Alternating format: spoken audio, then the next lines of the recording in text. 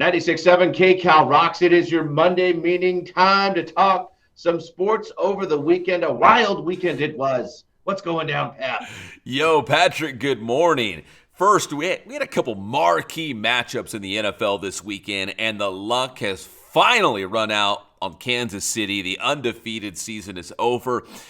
Going into Buffalo is difficult to win for any team, even the Chiefs, even the defending Super Bowl champions. They were undefeated, but you cannot just go into Buffalo and think you're going to get an easy win. And the Bills took care of Kansas City 30-21. And Josh Allen was great. The defense made enough stops.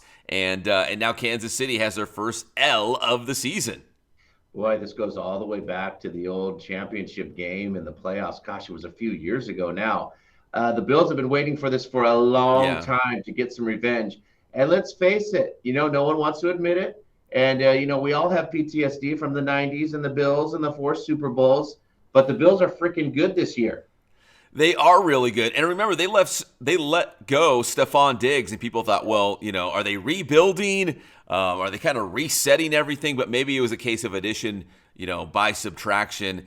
And, they look, they've got 2 great tight ends. They got a great running back that are going to play defense. And plus, who wants to go to Buffalo in like November or December or January? Like that's miserable. Right. And acquiring Amari Cooper, there's your number one receiver. Okay. Yeah, 100%. So, I mean, maybe Buffalo is now the favorite in the AFC. Detroit looks like a wrecking ball in the NFC. So, I know, listen, it's hard to say at this point, but that was a big win. That was a statement win for the Bills in the regular season.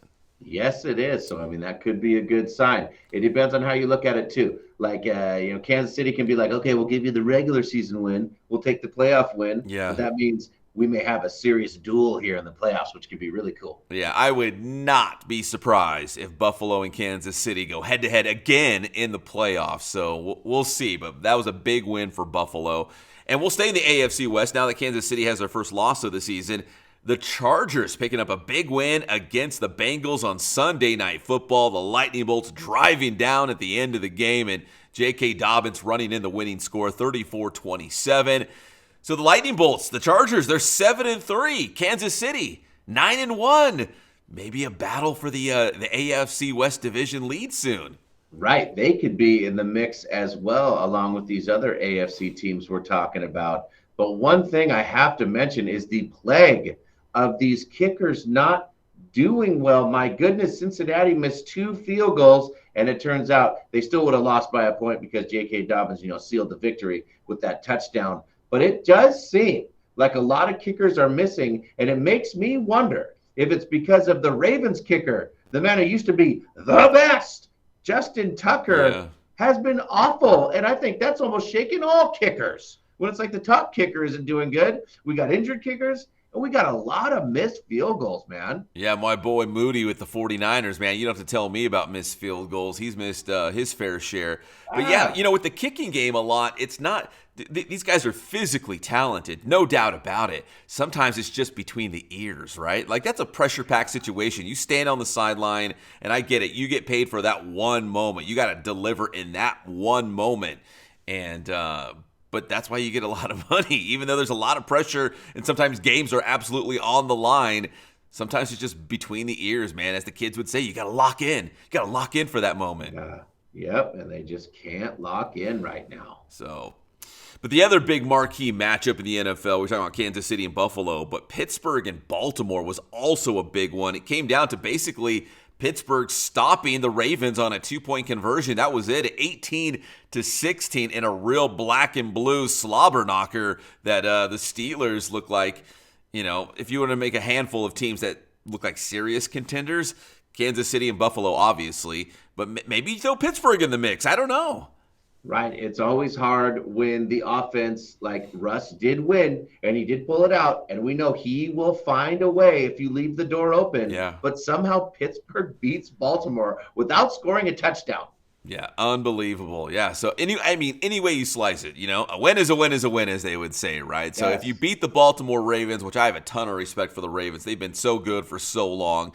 if you beat Baltimore, then yeah, you're one of the top tier teams in the NFL. So that was a big win. And remember, yeah, they're in the same division. So this is like a divisional game. This is for first place. It looks like Cincinnati is not going to like turn their season around, especially after losing to the Chargers on Sunday Night Football. So they might not even make the playoffs at this point. So this is really for first place in that division.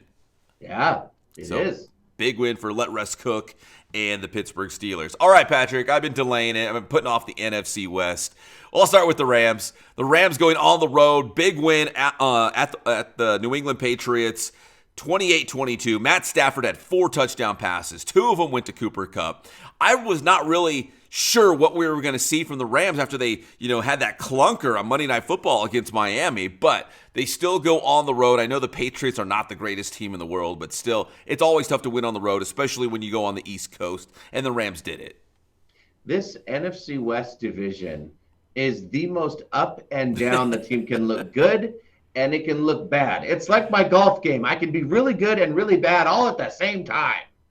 I know. It makes it fun, though. I mean, like we were talking about, maybe Arizona's the best team in the division. I don't know. I guess we'll find out by the end of the year, but it's just a weird division this season. It's true. It's like one game decides whether you're first in the division or last in the division. Yeah. And it might be like that until the last week or two of the season. Speaking of, your Seahawks beat my 49ers 20-17. And I know my Niners did not have George Kittle, but I'm kind of coming over to the camp of Kyle Shanahan might not be the right guy. I feel like that window has closed. There's still too much talent in their prime. They should be scoring more than 17 points. I was in camp Kyle Shanahan for a long time, and I'm finally like, I don't know, man. I feel like if we had a different coach, maybe we'd have a better shot to win with these guys right now. I'm with you. You need Kittle, but also no one's really mentioning this. The Seahawks didn't score worth a damn until Nick Bosa was not on the field. Nick Bosa kind of gets an oblique injury. Suddenly we come to life. All those points that the Seahawks scored were when Nick Bosa was on the sideline. I think that's a huge thing. I know it's not about one player. It's a team, blah, blah, blah. When he came out of the game, suddenly they came to life. They need him.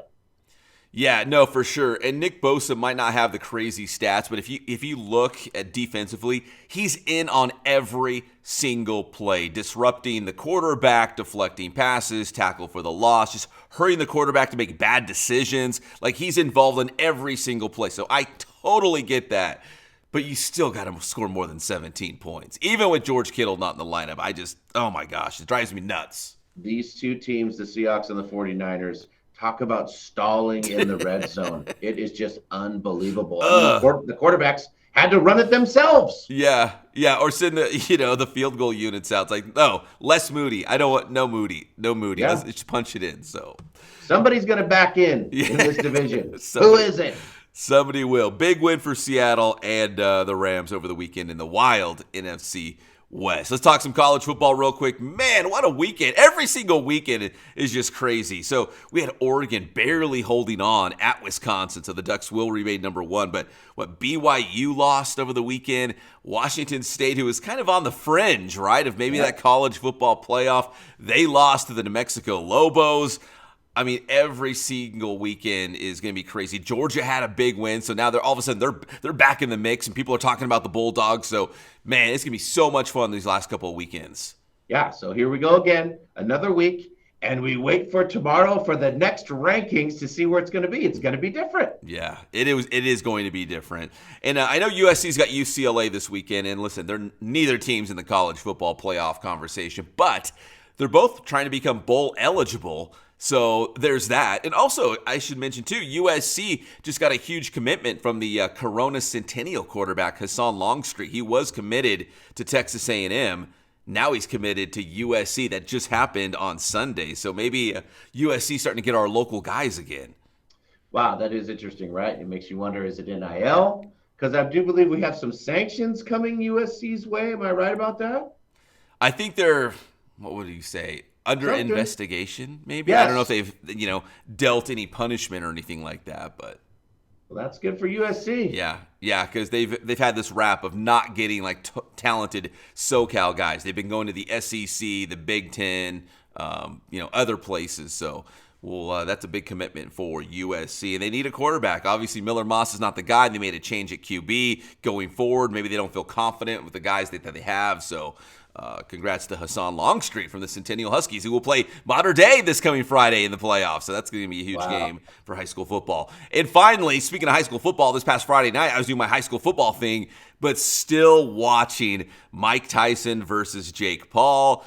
And it was kind of a dud. It was uneventful. We were looking for maybe a big Iron Mike knockout like his the golden years of Iron Mike. But man, nothing happened, Patrick.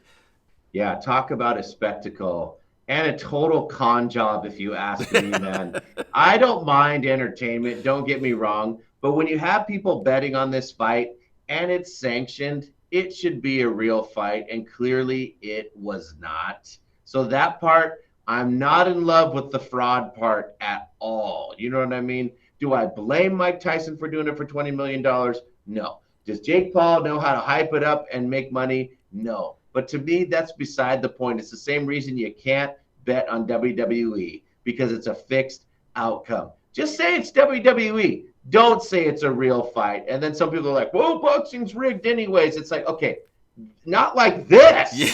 Not like this. I hear you. I mean, at least the judges screw up or whatever, or at least the Conor McGregor stuff. At least that was like a real fight. He tried. This was horrible. Yeah, they just danced around. The best part of it was the antics leading up to the fight. Mike Tyson slapped Jake Paul the day before. So, yeah, I was just waiting for some moment, like, okay, they're just kind of sparring and dancing to the late rounds. They're going to save something for the very end. No, there was nothing. There was nothing to save. There's nothing happened. No, and it's like, I don't even want to say this out loud, but everyone's like, can you believe they showed Mike Tyson's ass? I was like, it was the best part of the whole damn thing. That's all there was. Yeah. That's all there was. So yeah, it was uneventful. So whatever. I was, like I said, doing high school football, but keeping an eye on that. And I'm like, why did I watch that? I get it. It's entertainment, but it does make me wonder, are people going to be into the next Jake Paul fight? He said he wants to fight Canelo. No way in hell will he fight Canelo. No. There's a big size difference, and yeah. Now I'm like, okay, he's just in it for the money. It's just a show. It's not a fight. It's just a show. Whatever. Getting people all hyped up and betting money. Yes. That's not right. No, I'm not into it. Well, we did make it through the weekend somehow, some way, with all the parents. I was at the flag football game. You're at the high school football game. Parents are watching it on their phones. It was unbelievable. I was trying to tell my wife it was fake. She didn't want to buy it. Well, now she knows. Now she knows. We did make it through. And Pep, tell them how to get your stuff. You can get my stuff anytime. It's Inland Sports, like Inland Empire. Inland Sports, Facebook, Instagram, and Twitter. We got Inland Sports on the old YouTube channel. Check it out. It's Inland Sports. Thanks, Pep.